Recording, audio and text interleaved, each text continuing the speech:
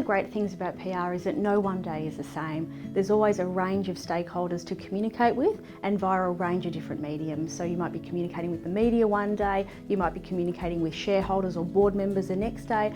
So I really enjoy the spontaneity and the differences that happen every day to keep the role fresh.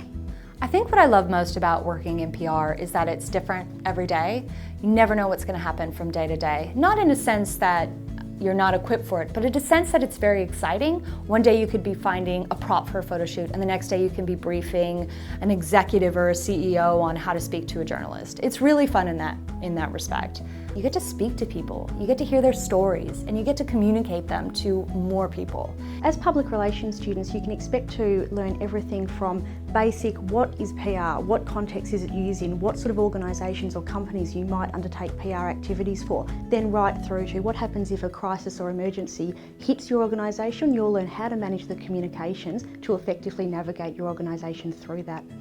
Some of the key concepts and theories a new PR student would be learning would be international communications, how to write a media release, how to put together a media plan, a strategic plan, how to communicate to journalists, and how to communicate to key stakeholders to really liaise between the public and whatever organization they're representing. It's an ever-changing field, so they'll really be able to kind of get in there and know what's happening.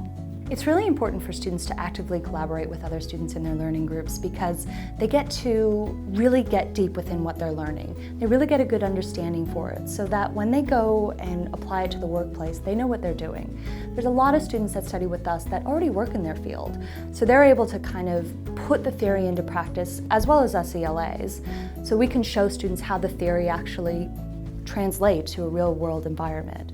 So it's really important for students to get involved and learn more about that so they can be equipped to get out there. In terms of beyond and moving into public relations practice, I would really encourage you to make full use of your degree. Really pay attention to the theory. Have a crack at all the assignments. These will give you the building blocks to be able to transition into full-time work. It is recommended, where possible, to gain some industry experience while you are studying. What this will do is this will put the materials and the assessments into real-world context. Now, the experience doesn't necessarily need to be paid employment. It might even be something as simple as volunteering at your local sporting club to help them develop a public relations plan to help them. Anyone starting out in PR would really be very wise to start looking at the world around them. Start looking at how public relations is presented to them.